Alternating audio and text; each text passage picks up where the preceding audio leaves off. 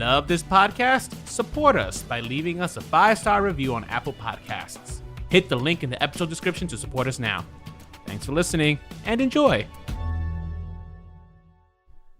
Do you have something that you feel insecure about? Yes. That outfit? Ooh. I'm just kidding. Wow. Shots fired. Yeah, I do. So many things. What would be like the biggest one that would cripple you almost? My most insecure part about myself for sure is like right now, my neck, right? Because I got like this loose, flabby skin. It's so gross, and I can't wait to save up enough money to get that shit tucked and tightened, you know? Wow. Okay. Eddie? I guess it's my writing. I do a lot of writing at work, and I'm always triple checking, not wanting to sound stupid. That's interesting because I have one like that too. Like I'm always like, I feel like I'm not like clever enough or like sometimes even like smart enough. Like I don't catch on as quick as I feel like I'm very space cadet sometimes. But Really? I do, yeah. That's like what I'm insecure about. But my physical attribute that I'm really insecure about is my gap teeth and my smile. And I feel like we all have something that, you know, when we look at either a picture of ourselves, we're like, oh my God, you know, get me at this angle or I would never have guessed it because you're always smiling in your pictures though. Well, you know, again, like you said, in my 33 years of life, you know, I'm working to overcome these things, but it's amazing, you know, how it can just live with you forever in ways that you're aware of, in some ways that you're not even aware of.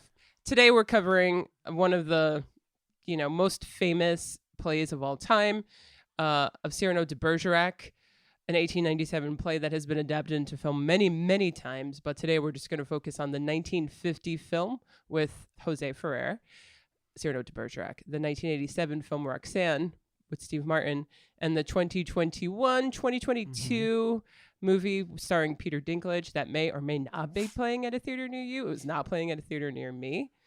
And we're going to tell you, you know, What'd you see? I had to drive out like 20 minutes. That's not that bad. So. Oh, same. No, yeah, same. And I had to pay full price. Me too, because I had to see it at night and all this stuff. But yeah, we'll get into, you know, all that stuff in a little bit. I'm Nicole. And I'm Rolando. And this is Remakes, Reboots, and Revivals. An original podcast about unoriginality.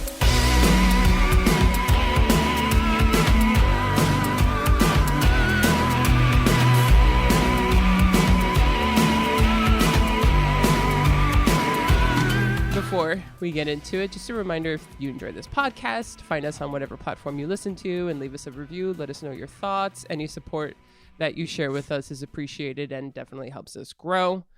And we might be in the works to expand soon. So the more we hear from you, the more, you know, we're going to be looking to expand. So yeah, let's keep going with this episode. Before we do, actually, let's talk about what we've been watching or, you know, what we've been indulging in. Because we haven't really talked about that last couple episodes. Anything that anybody wants to share? I've been rewatching Frasier. Okay. Eddie subscribed us to Peacock because he wanted to watch a TV show, and I've just been binging Frasier like late at night. And you know who joins me? Someone who notoriously hates sitcoms, Eddie. You notoriously hate sitcoms, Eddie? No, I don't hate sitcoms. I get sitcoms. tired of sitcoms reruns in the background all the time. I see. I love a good sitcom rerun in the background because like I don't have to pay attention. I'm just listening to the jokes. So he does that. He just leaves them running. And, background noise. Folding clothes. I'm watching a Frasier episode or Everybody Loves Raymond, which I think I had mentioned before. I was rewatching and stuff like those. Yeah. Okay. Eddie, what about you? Well, the reason I got Peacock was because I saw the first episode, because that's how they get you, Peacock. They gave you the first episode free. What was it? It was called Wolf Like Me. Wolf Like Me. Which had the dumbest title. Wolf Like Me. And it was just an interesting twist on basically a werewolf romance. Which sounds corny when you say that out loud, but it was actually done very well. And it was very heartfelt and very it was very interesting. It was very interesting. I recommend it. I don't know if they'll do a season 2, but it was a good story. Okay. Wow. For me, actually, I recently have been trying to watch all the big movies from 2021, for this big award season, and I saw Spencer, with Kristen Stewart, and I'm not a big Diana girl. Like, I don't really know much about Diana, and Wow. I'm not like a Philistine. person who cares about the royal family. Yeah, and it was pretty good. I mean, I think if you're a Diana fan, you should check it out, and really, because I think that the filmmaker has something to say with that film. And if you're interested in any commentary that it could provide, then you should watch it.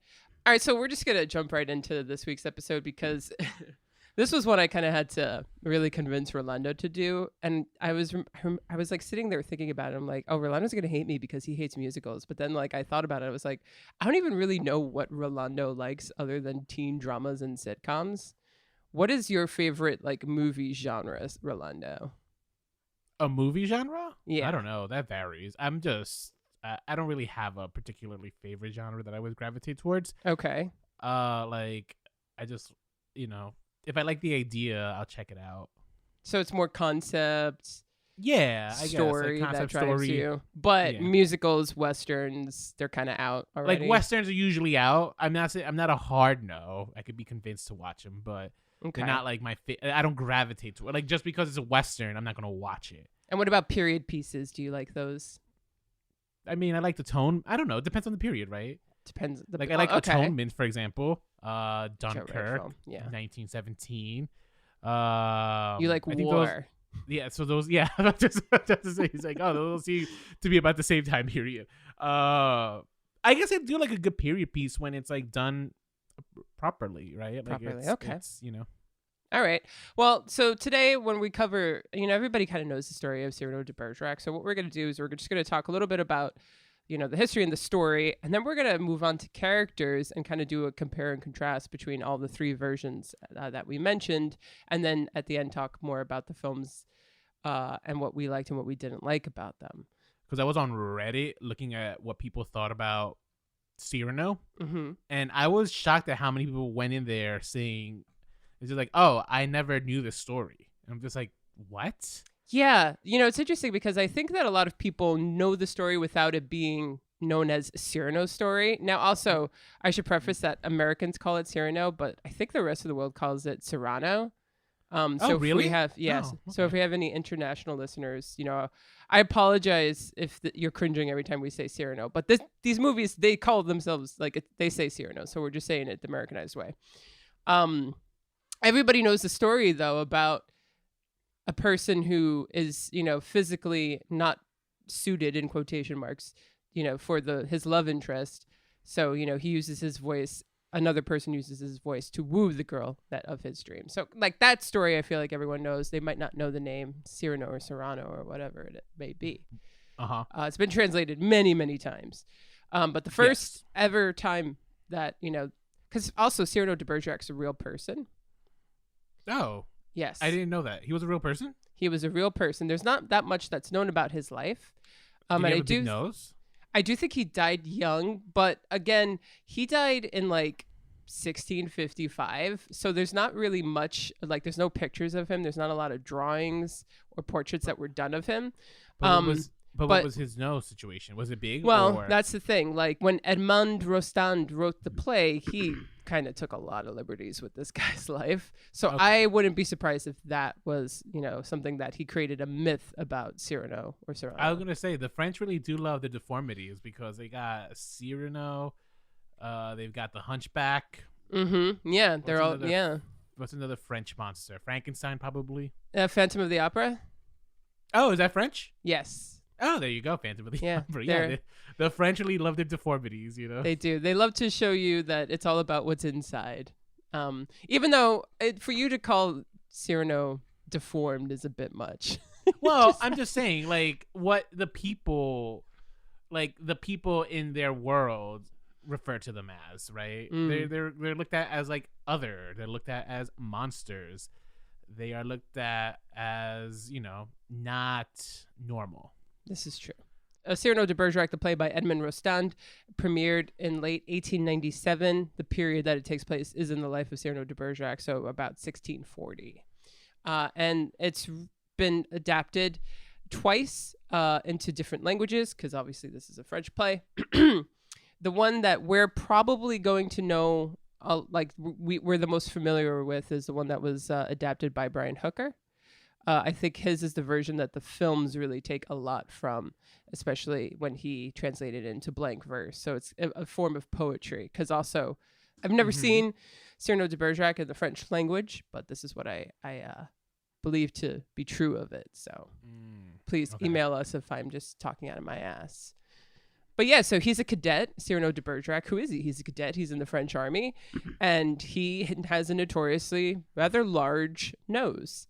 But he's brash, he's bold, he's highly intelligent, he's a poet, he's a great fighter, and he's very strong-willed, and he's got what actually was first defined in this play. He's got panache. So the word panache comes from Cyrano de Bergerac. So much so that he even says, hey man, come with me, like come at me in my panache. Like it's like something that he kind of came up with to define himself. And the word panache, if you don't know, it kind of means like a flamboyant and like a flair, reckless courage, all that kind of stuff. But of course, you know, even though he's got this panache, he's also got a soft spot for a woman named Roxanne, who happens to be his cousin. But he knows that Roxanne will never love him, or so he thinks, because of his nose.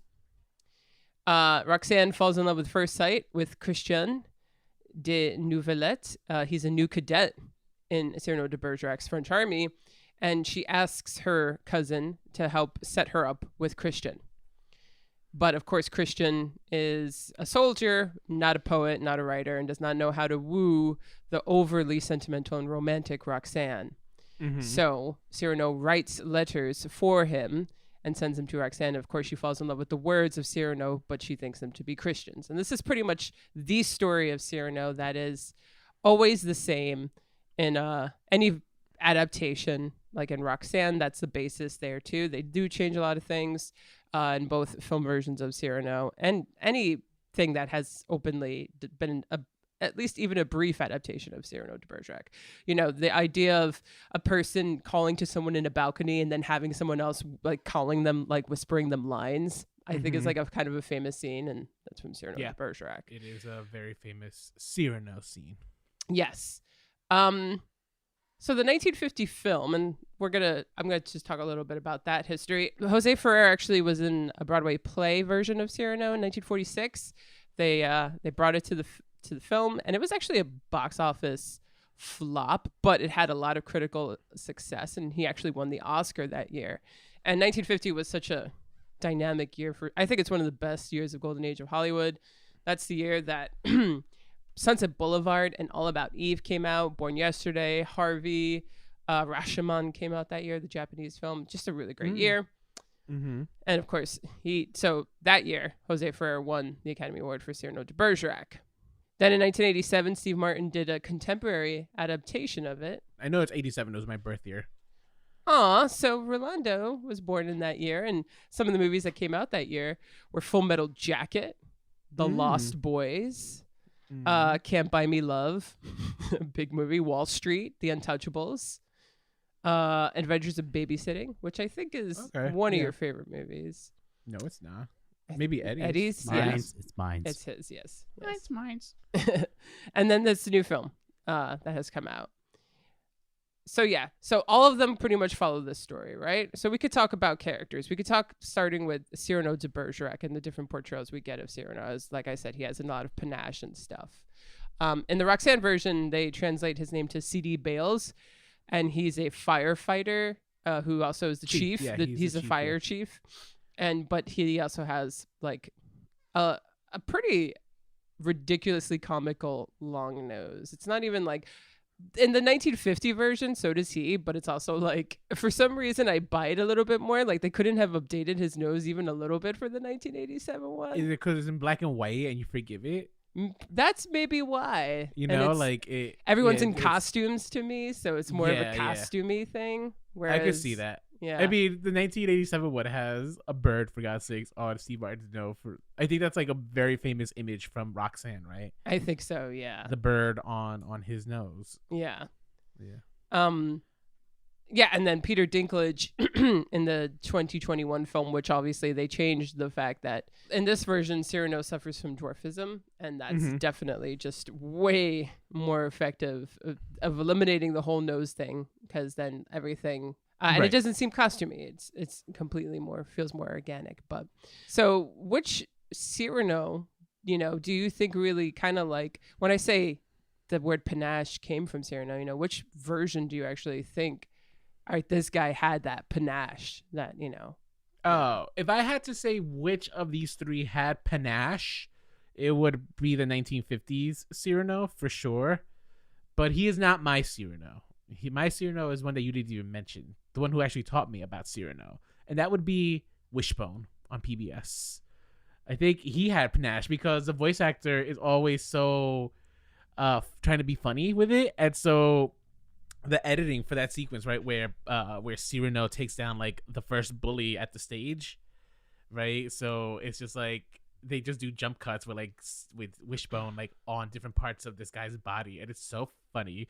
And like, the way they do the Wishbone episodes is kind of silly in the way that all the actors around them take the source material seriously, like they're speaking in like in like kind of the accent that it's supposed to be. But the guy who plays Wishbone keeps it like American and silly.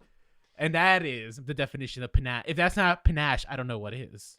You're talking about the dog show, right? Yeah, you don't know Wishbone? I just want to make sure that what you just spent a couple minutes talking about was about I dogs. did. I went on a diatribe about a PBS TV show. Yeah, but that's actually where I learned about Cyrano for the first time, great. Right? So like Yeah. I knew about it's when we're watching the new one. I think at a certain point I'm like, I don't remember this part in Wishbone, the ending specifically, because it's for kids, so they said so they don't yeah. So that's interesting. You bring up how each version begins, especially the ones that are set in 1640, is that, all these people are attending a play and the actor Montefiore is on stage, and then Cyrano just comes and just demands that he gets off. And instantly it's like the perfect introduction to this character. What a Karen, He interrupts the show and he's just like, I told you, to never come back here. Now get the fuck off the stage. And everyone in the theater is living for it. Right. And it's like he's just a person of principles, but he's also just like, again, he's bold and he's has an opinion. He's not going to shut up about it. And every version too has where somebody comes for him and insults him, whether it's his nose or in the new one, they call him a freak and he defends himself furiously. In the 1951 and the 1987 Roxanne, he's like, oh, wow, you insulted my nose, huh? Here's 20 better insults than what you gave me, which is like the best way to ever come towards anyone who is harassing you. Right. That's Cyrano's thing, right? He's not just physically inept, like to defend himself physically, but he's also smart. He's witty. And so he always so he's you call him big nose and stuff, and he just comes at you. It's just like, that's all you have, like, come on, like. And then same thing with in the new one, like you said, called him a freak, and then it's just like, okay, if you couldn't have said anything else, you're so original. Yeah. And that's the thing where you immediately know that this guy can defend himself and he's got a sword of armor. But the thing that can break his heart is Roxanne, who in the original is played by Mala Powers, in the 1987 is played by Daryl Hannah, and in the new film played by Haley Bennett. Okay, Roxanne. What are our thoughts on Roxanne? Okay, I've always hated Roxanne. Right? Even since Wishbone. Here's my beef with Roxanne. Roxanne, most of the versions always try to play off Roxanne as like she's a hopeless romantic, but she's kind of just vain. Right? And even though her vanity isn't about like looks exclusively, they're 50%. They 50% are. And as a result, like, she's so blinded by her lust for Christian, or whoever plays Christian, that version of the character, that like even when the voice changes, she's willing to ignore it. Right? Yeah. And so I've always had a problem with the character of Roxanne as a result. I think my favorite version of Roxanne comes from the movie Roxanne, because at least that Roxanne isn't like just like this like romantic girl. At least like she's like she's studying to be an I think like a space scientist. I don't know what that's called. Not an astronaut. Astronomer? Maybe an astronomer. She's like looking out into the skies all the time. She's trying to discover a new comet. Kind of sounds like an right? astronomer, yeah. Okay. Yeah. An astronomer. I called it like a space scientist. What the fuck is wrong with me? And it's late, guys.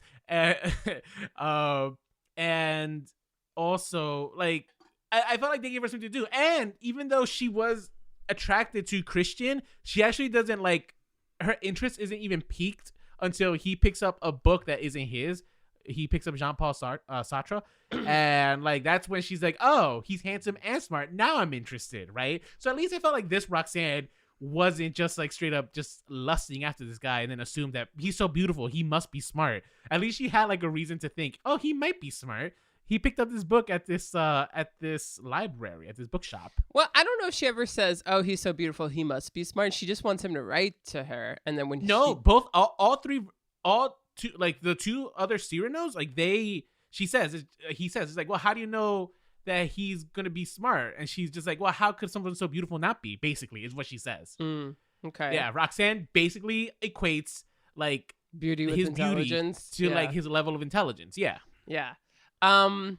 Valid, totally. I get that. I mean, I guess for me, you know, in the original Cyrano, that's her cousin. So that's her cousin. So yeah, of course I mean, she's looking elsewhere. In the not new necessarily, one, not back then.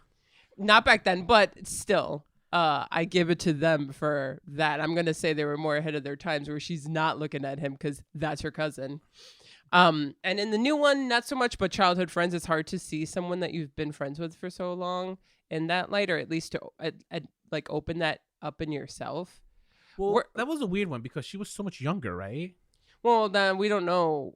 Yeah, I don't know.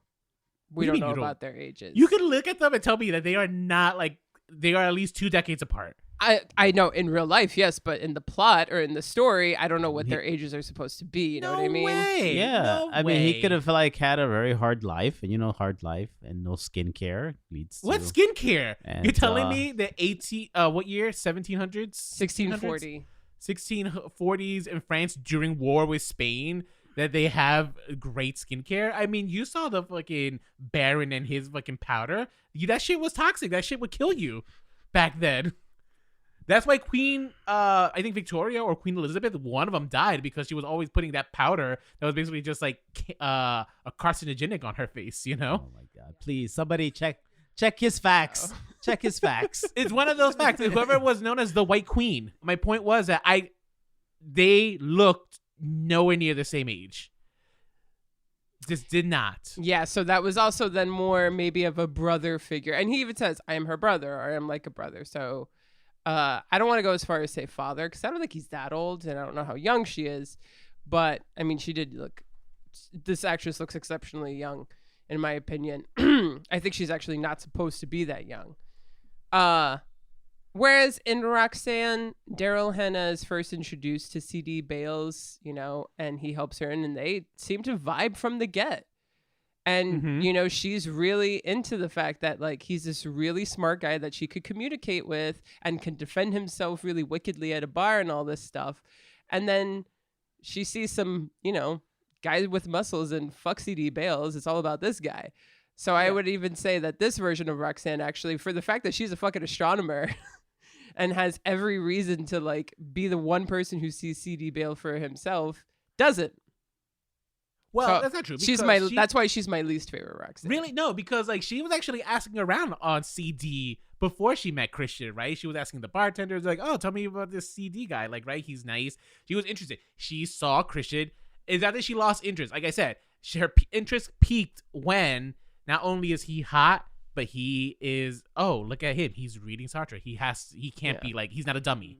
Yeah. He's not just a hot face. And that's when her interest peaked. Right. So like I felt like, and I think that's fine. Like there's nothing wrong with someone's first appearance being strictly pphisical.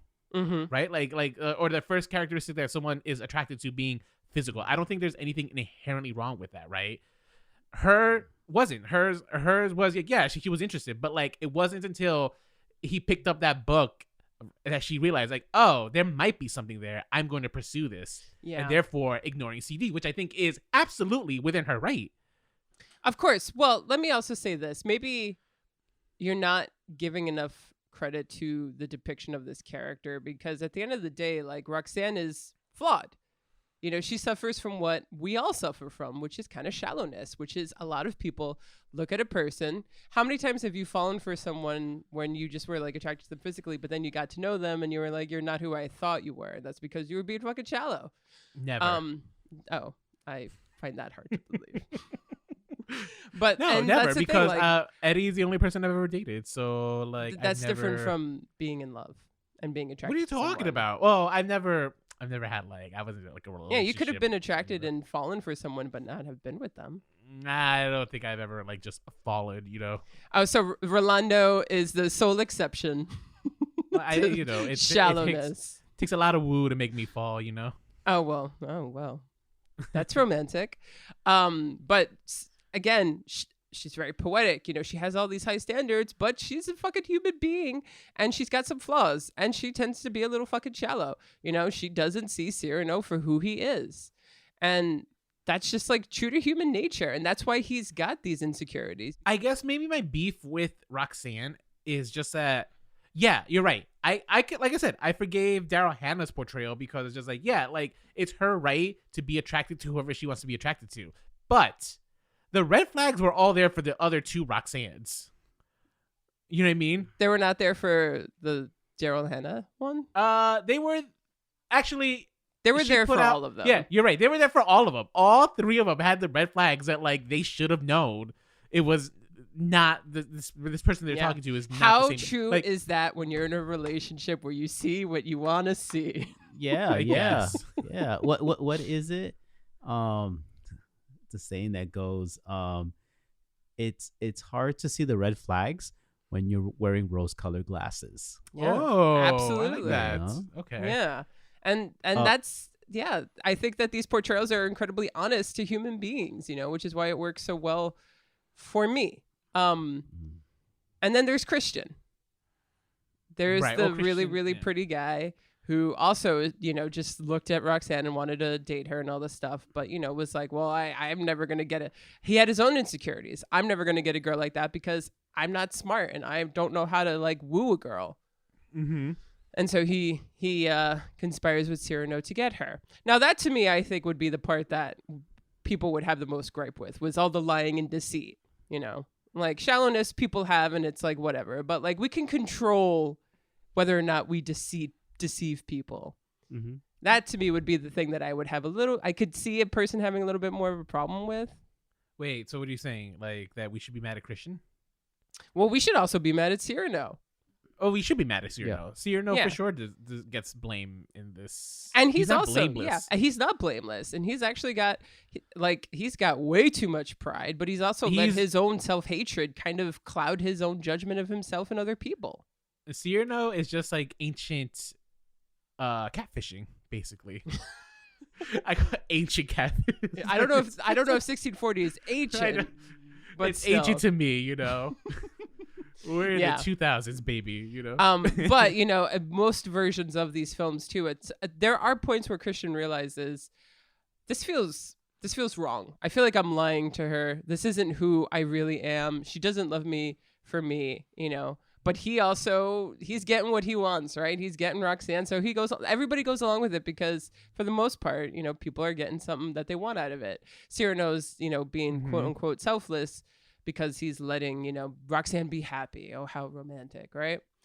But then after a while, especially when they go to war in the two films, Christian's like, that's it. We have to tell her the truth and she has to decide. Christian, not Cyrano, which is always such a character. He redeems himself in that moment, I think. And Does he, but though? then he dies. Yeah, that's why. Spoiler alert, yeah. Stupidly in the latest film. Yeah. I just thought that was suicide. It was He kind said- of suicide, Yeah, because he says like in the 2022 or 21 version, I don't know how you count it, but in the latest Cyrano, he says it's like we have to give her a choice, and then what does he do? He fucking runs off and commits suicide, and it's just like what? what happened to giving her the choice? Yeah, I wonder if that was just like a bad edit. I wonder how that happened. Well, because this movie was flawed, maybe. Maybe we're not there yet, so let's hold on that. But I know that that one differs because part of the tragedy of Christian's death is also though that Roxanne is present on the battlefield when he dies. That is from the actual play. She is there. She's so Cyrano, they've been sent off to war. Cyrano has been writing daily to Roxanne, and she's so moved by these letters that she decides, I have to go to the battlefield. I have to like be there. Yes. And so she goes to the battlefield, and when she arrives, like usually this is when Christian finds out. It's like, wait a minute, I'm running through every day, and he realizes, oh my God, Cyrano's in love, and that's when he gives her usually Cyrano and Christian decide, all right, we're gonna have to come clean, but before they do, Christian dies. Yeah, heroically too. Yeah, and that's more heroically, definitely the 1950s one. Than the 1951. Yeah. Yes. Less so in Roxanne, because in Roxanne he just runs off with the barmaid. Yeah, and it wasn't like a malice thing though. It was just it was just like, hey, this person's more suited for me. So right. Which actually I dug that. But yet Cyrano doesn't want to come clean. He wants to kind of like have her be in mourning of Christian, for the rest of her life, I guess. The rest of his life, I guess. And the rest of his life, and yes. Other than in Roxanne, it's you almost got to say Cyrano doesn't get the girl, especially in the 1951. He doesn't get the girl. He maybe kind of does in this new one, but he does in Roxanne, right? It's a happy ending because, of course, it's the 80s, and I can't think of one not happy ending from a 1980s movie. Right. I mean, he comes clean, but like when he dies, right, on his deathbed, basically, is what happens. Yes, that's when he's forced to. So, Even though in the new one, he still didn't want to come clean. She's like, "No, you're dying. Tell me," and he's like, "No." I just want to say real quick, like that was like watching the death scene in And Just Like That. Like it's just like, yo, like there's literal nuns here who can like get him to help. You're just here having this speech musical moment. Well, yeah, let's at least say that the excuse for this one is that it's 1640. What the hell is 2021's excuse? Like, come on, bitch, take out your iPhone and call 911. All right, so those are the main characters and those are the major story arcs. So I really kind of want to hear your thoughts now about the films that we watched. I mean, I know you like Roxanne, right? And we will talk about Roxanne, but I think the two important ones are the 1951 and this latest one. So tell me your thoughts about the 1951. First of all, did you even see a good version of it? Because this is a film that has lapsed into the public domain, so most versions don't have the best quality. Oh, I don't know. I think I was watching it on Tubi. It was good. I liked it. I thought it was fine. Okay, the quality was fine. Even the one that I saw, because there were times where like I was switching from like my TV to my computer, and on YouTube it wasn't terrible. Like seeing it on a laptop. It's not my preferred way of seeing a movie, but you do what you got to do for this podcast. Absolutely. So I saw them in reverse order. Like I said, I was already familiar with the Cyrano story because you've seen so many iterations. This story has just permeated pop culture where like usually every sitcom has an episode where they do the Cyrano. Yes. Yeah. Mm-hmm. I mean, one that comes to mind, one of my more recent favorite ones was actually Bob's Burgers, where Tina is helping Tammy get the new kid in town during spring break. Yeah, the out of town boy. Yeah, and the B-Fob or something. Boys from Out of Town. Yeah, Boys from Out of Town. Something like that. And it's just a funny, and again, they hit those same beats where they play to the comedy, which is just like, Tammy's voice is so different from this girl, and like the guy says like, oh, your voice changed, but they're always, all these fucking Roxannes are so like just blind with lust that they just forgive it. Anyway, my thoughts on the 1950s version is I saw it. I think it was fine. I was glad it wasn't a musical. I thought actually, but I did like this guy's performance. I think Jose Ferrer. Yes. I think he was really. I came out really liking him. I actually liked Roxanne too, to be honest. Oh, Mala Powers. Yeah, I think she was bad. I mean, I didn't love her, but I think the I don't know. Like it flowed nicely. This film, right? Is I guess what I could say. And again, I was just thinking of all the beats that it hit that were so similar to what I know the story to be, which is just like we're gonna meet at the bakery, and he has to like send away the chambermaid or something, whoever, or I don't know, her keeper. I don't know what she is. Yeah, her. The one who makes sure that she's not. She's like she's like the how like back then you had to have a woman with you at all like times, take care of you. Not, Like in Robin Hood Men in Tights. Mm-hmm. Yeah, the one who makes sure that you're not like putting out. Yeah. Yes, exactly. Or that you're not being raped or something. Yes. Mm-hmm. Right. Yeah. Rape actually comes up in the 2021. Yes, it does. Yes, it does. And I was shocked at how they played the relationship between Cyrano and the Baron in this one, right? Because by the end, they kind of they have a mutual respect for each other. So that's the thing. There's a character, a Comte de Guiche, I think is how you say his name, who is wooing Roxanne, and Roxanne's just like not interested. And he gets so jealous that Roxanne doesn't love him that he pretty much does send, Cyrano and Christian to war, which is why Christian dies. However, upon everybody's return from the war, bygones have become bygones. And at that point, the Comte de Guiche has actually grown to admire Cyrano's like swordsmanship and his overall panache. And to the point where he almost kind of saved Cyrano's life at the end. He tried. So this character got some redeeming points. He wasn't just like this pure villain, right? Which I kind of appreciated. I guess in a sense that like because once Christian dies, what is the conflict of the script, right? Well, Cyrano and Roxanne end up together. I guess it is a conflict, but like, it's just like I don't know how I guess maybe it's because I just don't like Roxanne that I'm just like, I think save yourself the heartague. You're man. Like, totally misogynistic, Rolando. I'm not because if there was a gay version of this, I feel like the Roxanne character is always the one that I'm going to just not like. Which there should be. There should be a hip hop. There is a lesbian version. My better half, the other half. Oh, maybe that's it. Yeah, the other half. It's so the way it's set up is that this guy in school has a crush on the girl, but the girl who's writing the love letters is also in love with her. Oh, okay. I'm watching this tonight. So check it out. Definitely will check it out. And that's what I'm saying. But there's been so many iterations of this, right? Where we've just seen just versions of this. And I think the 1950s one, knowing... it's the half of it. The half of it. Okay. The half of it. Cool. So watching the 1950 ones, it's interesting because I just know the story almost so by beat, and I just felt like I was just watching the story again, beat by beat in black and white, with like a strong Cyrano performance, theatrical but strong. Okay. So it's interesting because the director of the 1951, his name is Michael Gordon. He's actually known for directing a lot of sex, quote in quotation marks, sex comedies in the late 50s and early 60s, like Pillow Talk with Rock Hudson and Doris Day, Boys Night Out, Move Over Darling. But he was also a theater director. Also, fun fact, one of his children is the mother of Joseph Gordon-Levitt. So actually that's his granddad, I guess, right? Oh, okay. Right? Interesting. Yeah.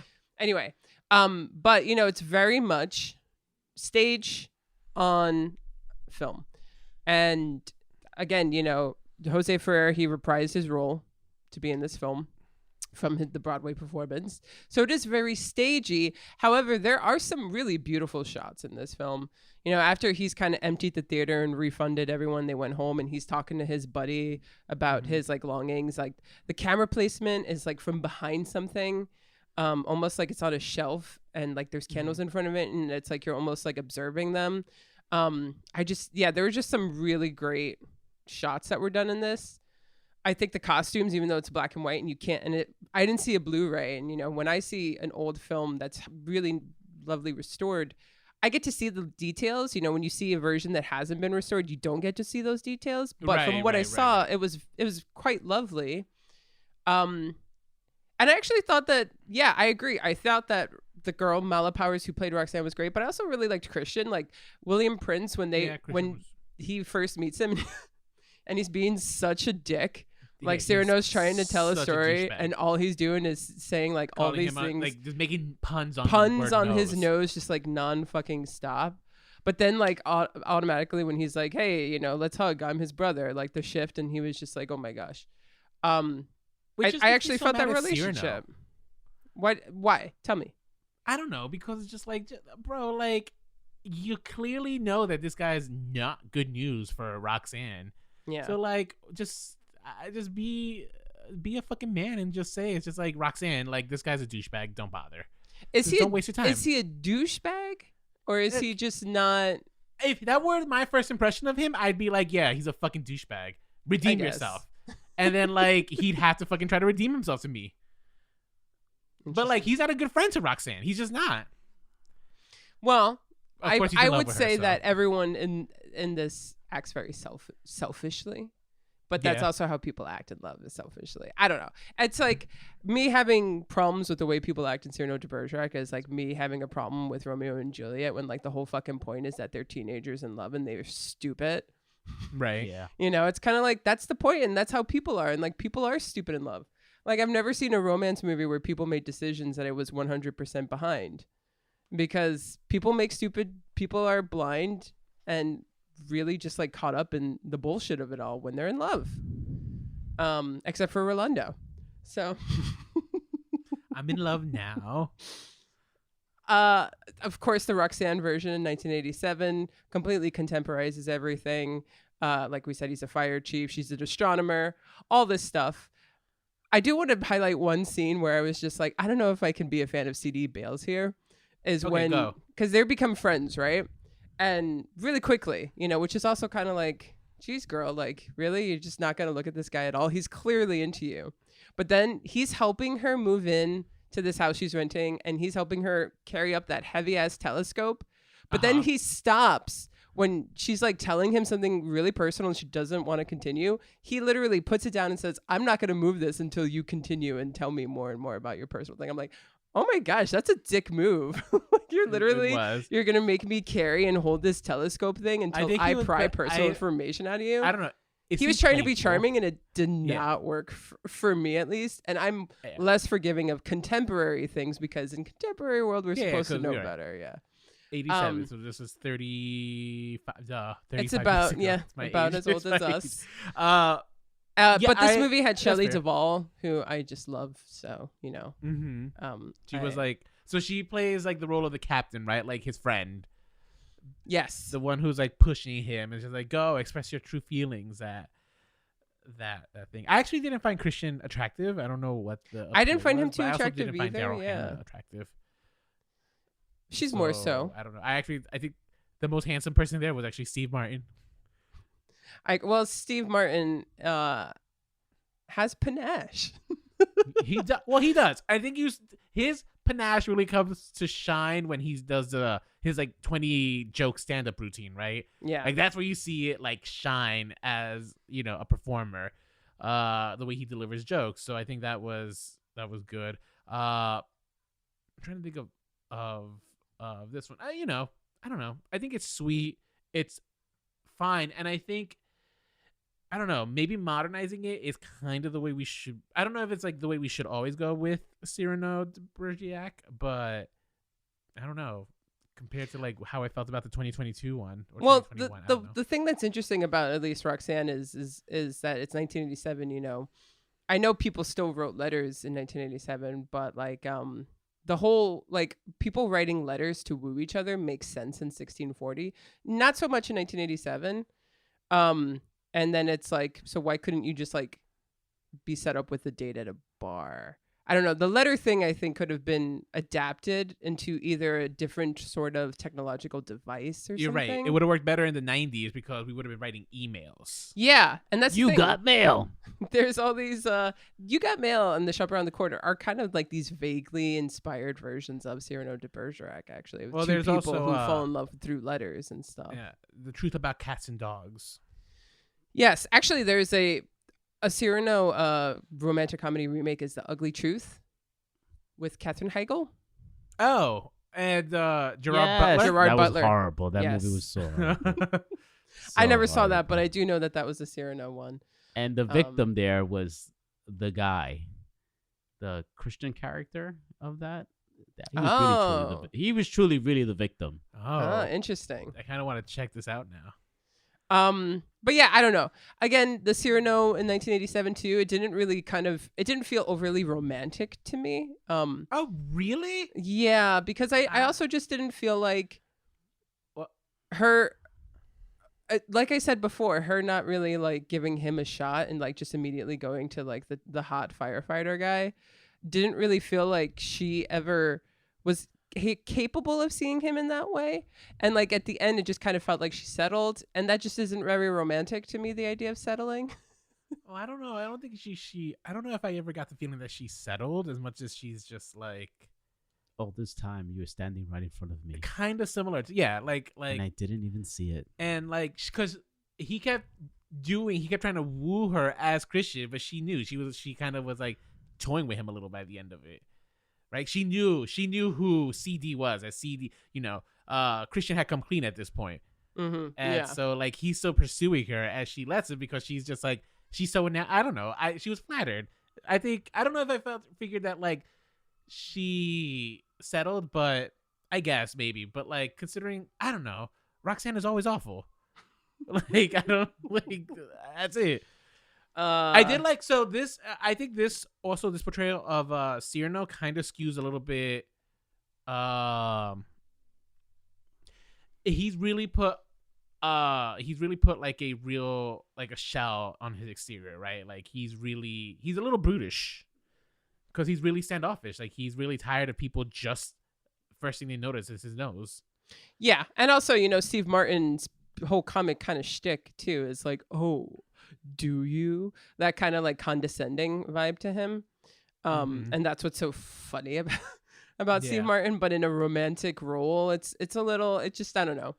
Again, that's probably why I didn't 100% believe it. And again, I think it's a fine movie, but do I think it's a romantic movie? No. Yeah, I think it's a romantic comedy. It's my romantic comedy. So you actually felt like kind of swooned by it? A little bit. Oh, well, that's good. And I don't know if it's nostalgia speaking on that one, like rewatching it. Yeah. Because this one, they used to play this movie a lot, like on like the WB when they would air movies. Oh, would they? Growing up, so this movie got played so much. That's how I used to just watch it every time it was on, and I just liked it. Okay. And I also, for me, one of the most endearing scenes in this film is like when the chubby kid is like, on the roof hiding from the world because like he gets made fun of at school, and like Steve Martin comes to his side and just like, he tells him, it's like, well, like the people suck, basically is his message. And then like the kid's like, well, do we have to go down? Like, nah, you can stay with me. I'll stay with you for a little while. And I was just like, it's so fucking shitty, because that's the fucking world we live in. You're absolutely right. Yeah. And that's the thing too, is that we live in a really shallow world. Roxanne, as much as she is an exception, is a product of the world we live in, right? Mm-hmm. Other versions that we're not covering in this episode, I just want to mention, is Love Letters from 1945. That actually spawned a really popular song called Love Letters, which some of our older audience members might know. Elvis Presley, Elton John, Nat King Cole have done versions of that song. There's a 1984 film called Electric Dreams, which is actually a computer that becomes self-aware and falls in love with a musician, and then wins her for his socially awkward owner. Did we see a scene from that movie? I feel like I've seen a scene from that movie. In like what, grad school? Maybe? I mean, that kind of sounds like a Roddy movie. Oh, it sounded like a Marson scene. Or Marson. Oh, yeah. Either Roddy or Marson are teachers. Gerard Depardieu started in 1990 French version, which we should have seen since it was its natural language. But and actually, he won several awards for that, and he was nominated for an Oscar. Like I said, The Ugly Truth, Netflix films, Sierra Burgess's Loser and the half of it, and this newest one, which is just simply Cyrano in 2021-22 by Joe Wright. Joe Wright, filmmaker of films like Pride and Prejudice, Atonement, which you mentioned earlier. Which I like. Hannah, Anna Karenina, Pan, the Peter Pan film, Darkest Hour, and now Cyrano. I didn't get every single film in there, but that's like his big, oeuvre. His big hits. Yes. The screenplay was written by Erica Schmidt, who is the wife of Peter Dinklage, and there was that's sweet. actually this was written for the stage. It was a play that they brought to off Broadway just a couple of years ago, and they did a couple of stage productions of it, and then they decided that they wanted to turn it into a film. You guys have been kind of dropping hints about how you feel about this film, so I kind of just want to give you the floor. I want to let Eddie go because No. I was shocked that like he was very, very vocal about it while we were watching this film. Thank God there were like 2 other people in the theater with us. Oh yeah, not a lot of people are seeing it. It seems. Yeah.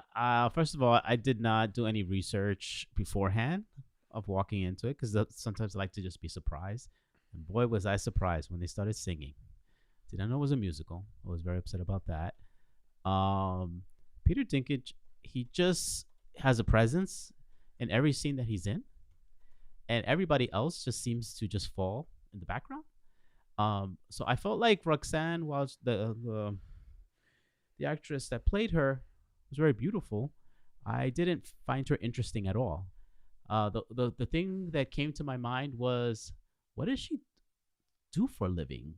I mean, it's like they're 2 months in rent arrears in that apartment, and it's like, how does she get money? And is she just home with letters? So I'm just thinking, like, what kind of person is this, too? Yeah. And I just had and Christian was fine. I felt like they should have developed the more interesting the scenes that I loved the most, and well, not love, liked, were when the short moments where Cyrano and Christian would have like these moments of like where Cyrano was kind of guiding him on the art of love, and just I felt like they had more chemistry at some point. But I did not enjoy this. Wow. At all. And Rolando? I did. So I think my biggest beef with this movie was it couldn't tell if it wanted to be a musical or a film. And I think the music numbers were kind of like just whack and not memorable. All these flaring And like the sleeves. dance, the dance was just like the dance numbers were kind of just like silly. Whack. Like Whack. and I know that that's such a subjective thing for me to say, but like I think a lot of people can look at that scene at the bakery when like the people are dancing. Who's shirtless at a bakery? All right, who's lifting bread like that? It's just It was silly. It was silly. It didn't look good. It didn't translate visually well. When you say things like that, though, that's like people who watch West Side Story and says what gang members are dancing in the streets of New York. I understand that. I do. And that's why I said it is completely subjective. But I feel like, come on, you look at that movie. You tell I don't know. I just felt, but you can tell when you just don't like it. Just don't like. I didn't like this whole thing with the sleeves. Or the swordsmen just like dancing and they're doing the things with the sleeves. I just thought that was idiotic.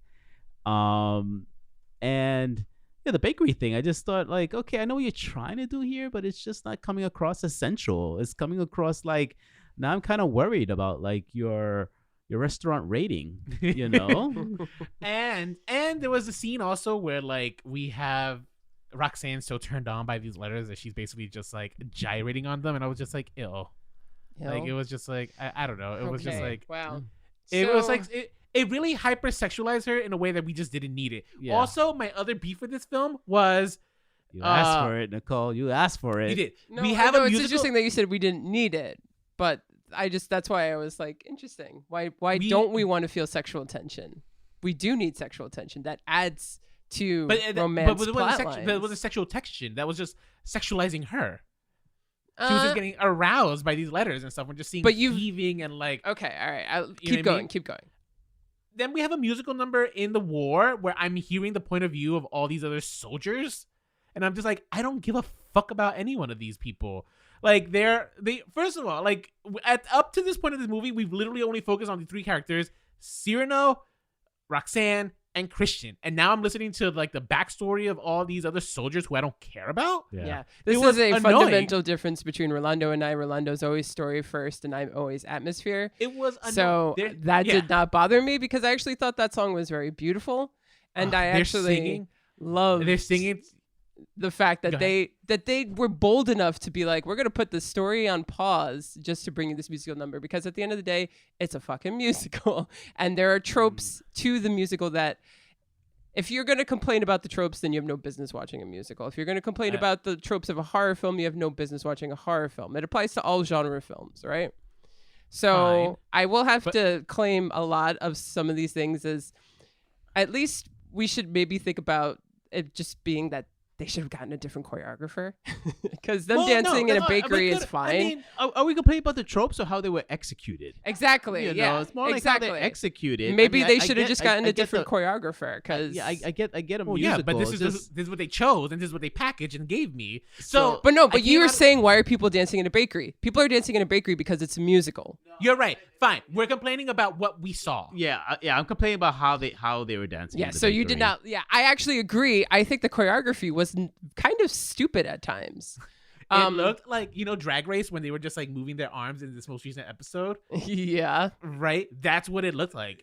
And since Peter Dinklage can't sing, they gave him the Georges treatment, which is just like, you're just gonna speak your lines. That's a RuPaul reference. You should watch. Yeah, like the very most recent Georges episode, right?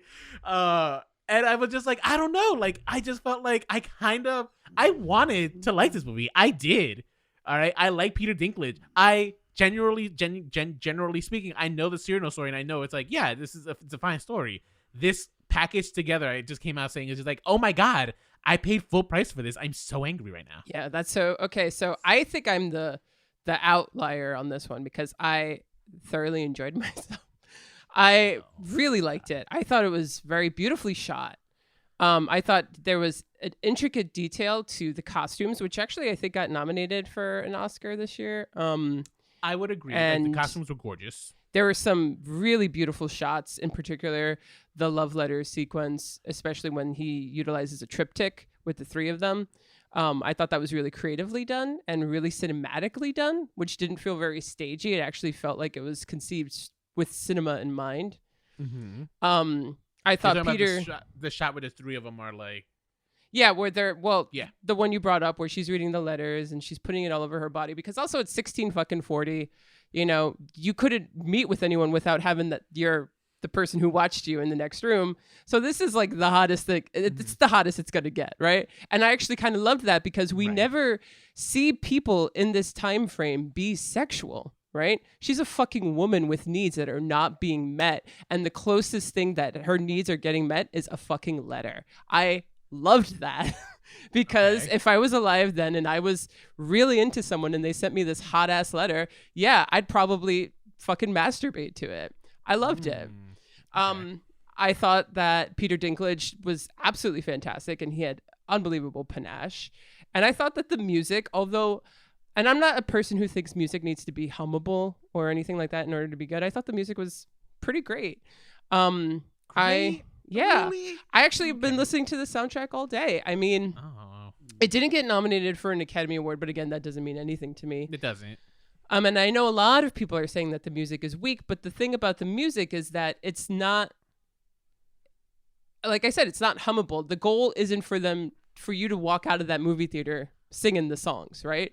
It's supposed to more so, what I felt like, it was more so subtle and it fitted the story. But when I kept listening to it, I started hearing these melodies and these motifs that were constant throughout the score. And I think the more I sat with it, the more I actually realized how much I enjoyed it.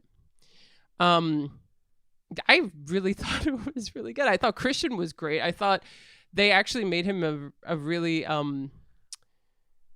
redeemable Christian, because like especially when they have that sequence in the balcony and he's about to go kiss her, but then he's like, this feels wrong, like he's even has like second. He's like, he has this hesitancy, but then of course he does it because that's again, we talked about this is when people are in love, they go for it. And I did like that musical number of these people who were like, give these letters to the people that I love when I die.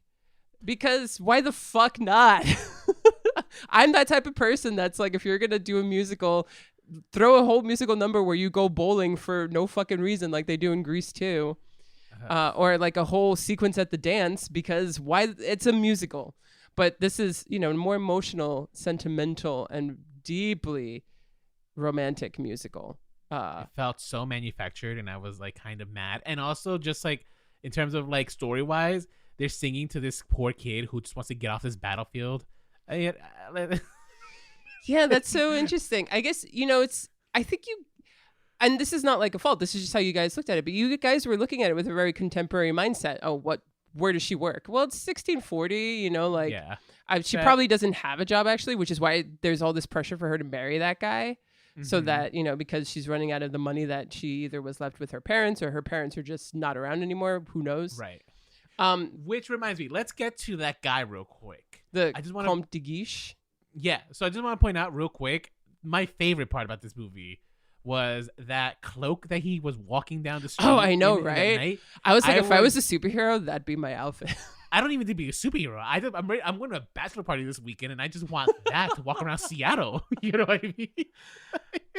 Because Seattle's always like gloomy, and that's like the perfect outfit. You're just walking around the city like that. It's a power move. Mind you, the song though is literally about like him taking what everyone wants. It was a rape song. This song was about. It was. It's basically just like I'm gonna rape her. One way or another. I'm gonna like, you're either gonna marry me or I'm gonna rape you. Basically, what he's saying. And it's interesting because at first I was like, okay, well they're going more the villain. This guy, they're not gonna give him any redeeming qualities. Not one. But you know, at the same time, rapists were more rampant in 1640, or at least someone of his stature would think like that. I think that's still true nowadays. I feel like you're right. Actually, get away with it way more nowadays. You're right. So. But I guess it was more so. Let me rephrase to say it was more part of a culture and more expected of a woman to just, you know, take it. I didn't want to say that because that's kind of, you know. Well, I meant not take it, like not take the raping, but like that's it. Like this is a society that we have built. Yeah, to deal with it. Like this is, I'm a woman, and you know, and he has expectations, and he's gonna, you know, fulfill those expectations. It was a very sinister. I think this character was the flattest. It's not like a very. He was a villain for the sake of being a villain almost. However, he was my favorite part of the film, to be honest. Fashion wise, performance wise, it's not, you know. There was something I did like about seeing this kind of like the way the French, it's you know, like the way we don't really, I don't know, I don't really often see the French nobility presented much in the media that I consume, right? But there is like this flash, there is this like kind of flamboyance that they had, and like he played it, but it wasn't played up for like, he's not like an effeminate guy. That was just a style back then. But like he's still so sinister and masculine. Yeah. I love that juxtaposition, right? That I loved. And I agree with you, Nicole. I think the movie itself was beautifully shot. I love like the color toning. I love some of the visuals. The costuming on this movie was top notch. Everything else about it for me just felt so kind of like, I don't know, not what I wanted for some reason. I will agree with you. The choreography at times I was like, I would have done that differently. It was too like, I was too aware of the fact that choreography was happening. You know, like it didn't feel organic in the background. I was like, what the hell are these dancers doing? And two, I do agree that Christian did kind of kill him. Like, why is he running out there and letting himself be shot like that? I did agree that was kind of stupid. Christian committed suicide. I do think that everyone else isn't to the stature of Peter Dinklage's brilliant kind of acting. I mean, he really does embody Cyrano, but I actually really did like Haley Bennett, and Christian I liked, but like I really actually loved Haley Bennett. Interesting. She worked for me. I actually thought like her Roxanne, you know, I could see what it was that she wanted in life, but I also like saw like the ways that she was lying to herself. And the ways that, she actually was a really, really flawed character. But I guess I like it when a movie's aware of the fact that their characters are flawed and they present them as such, instead of like when they're not aware of their characters are flawed. Does that make sense? No, Like- I know what you mean. I don't disagree with you. Like, she wasn't. I didn't hate her. Okay, maybe I feel like my opinions on this movie were like coming on very strong. Like, it seems like I hated this movie. I didn't hate this movie. I just came out saying it's like, I'm so mad I spent a full price ticket on this. It just reminded me of when we talked about movie prices, right? And like had I paid the $6, maybe I'd be less mad. But I had to pay a full price ticket for this.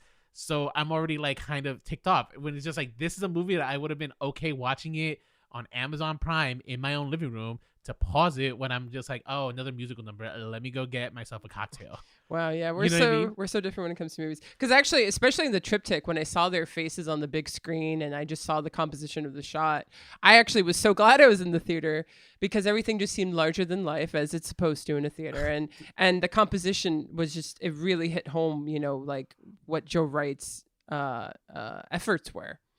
Also, this movie, I'm sorry. I was gonna say, don't you like experiencing it with other people? Like, how many I people do, were in the yeah, theater? and there were about 15 of us. God, that's way more than there were. But I kid you not, there were 2 people, Wow, 2 yeah. other people in my theater. Yeah, there were parts where I was laughing with a bunch of other people and stuff, so that's always nice when you're not the only one laughing in a theater. I will say this movie kind of also goes straight for melodrama. And melodrama is another genre where if you can't get down with melodrama, then just don't watch it. Okay? Like, if you can't get down with the tropes of a genre, you know, then do yourself a favor and do the fans of this genre a favor and don't watch it, because then you'll just complain about it. Melodrama is just reality heightened, emotions heightened to the point where it's like, oh my gosh, if, you know, I feel like I'm going to die. It's just so overly dramatic. And this film just towards the end too is so melodramatic, especially with the death of Cyrano. I could see why you guys didn't like it, because I would probably guess you don't like melodrama. I like melodrama. You I don't do mind. like I'm not complaining melodrama? about the melodrama here. I'm complaining about how you made fun of how the ending was, like you compared it to Sex and the City. No, I guess. Okay. That's not I was like more so angry with the fact it's just like this is like the pivotal scene where like he is like trying to tell her but like he won't, right? He's like saying, it's just like, I'm sorry for my pride, it got in the way of us. But like before like he's dying, she's saying, it's like, no, I'm not gonna let you go, I won't let you. But she's making no effort into not letting him die. I see. She's just there waiting with him, you know what I mean? And I'm just like, okay, well, but like in her defense, the nuns are there. Like, she's afraid that if she runs for help, by the time she comes back, he'll be dead, and she needs to say these things. The to nuns him. have medical training back then. you know, you could scream for help. I get it, That's but it. Again, you However, know, you're thinking too much of a ration. You got to be caught up in the drama. In terms of the drama, he lived a hard 3 lives, and like she did not age a day, right? Like, a hard 3 years. It was 3 years. That had Well, she passed didn't go to between the war. ending. Right, which also I guess is just like what a privileged life we live, Roxanne.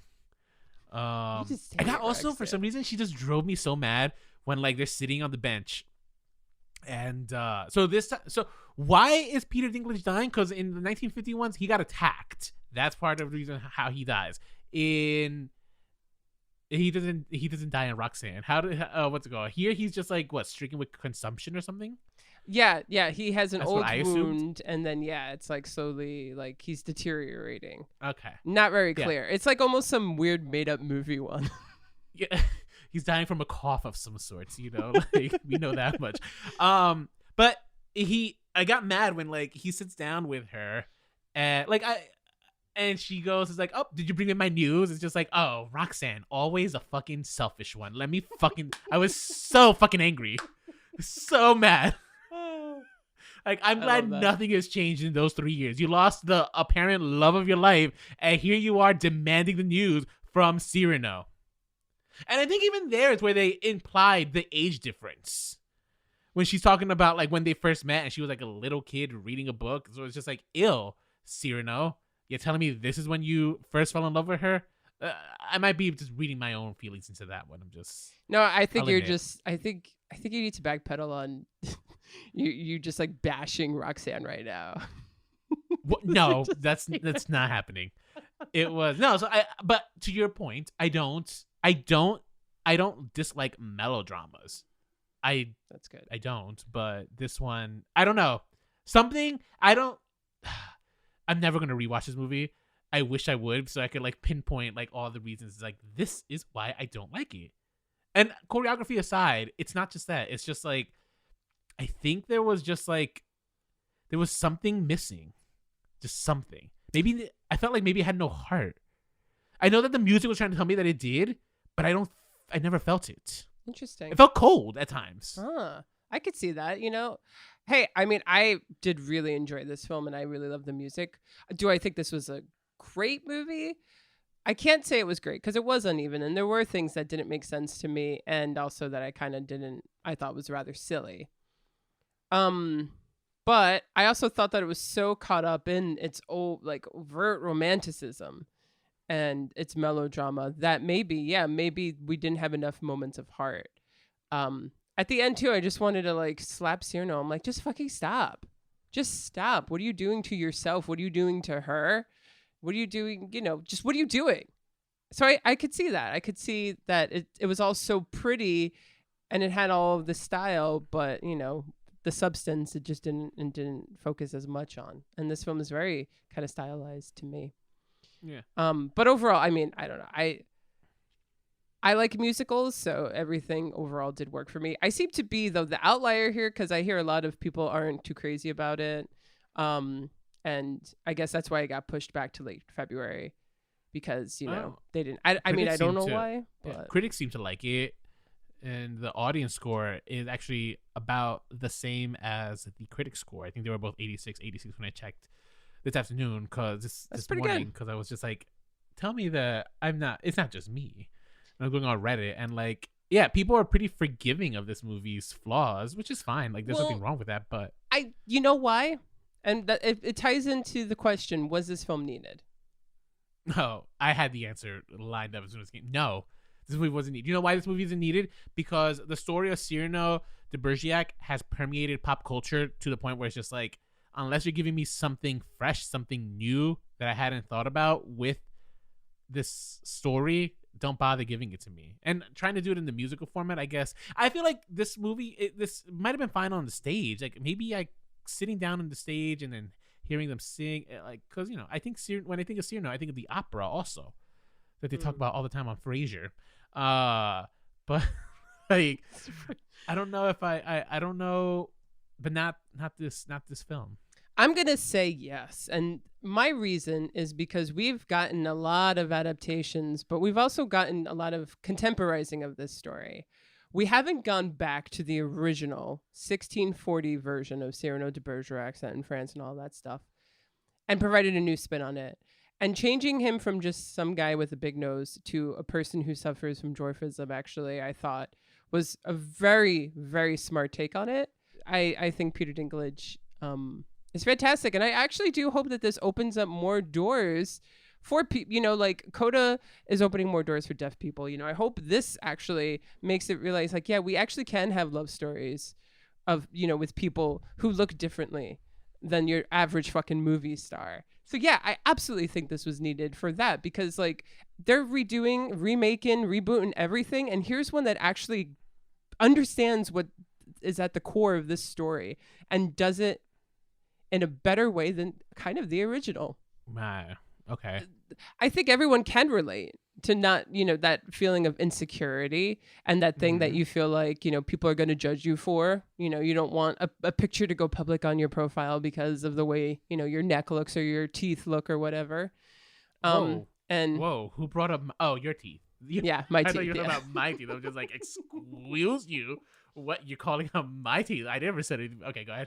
But yeah, and just I don't know. I said, I've been listening to the music and just hearing some of the words too, where there's a song called "Overcome," and how I'm overcome with you, but how I know you'll never accept me and how I can never even speak to you because of who I am.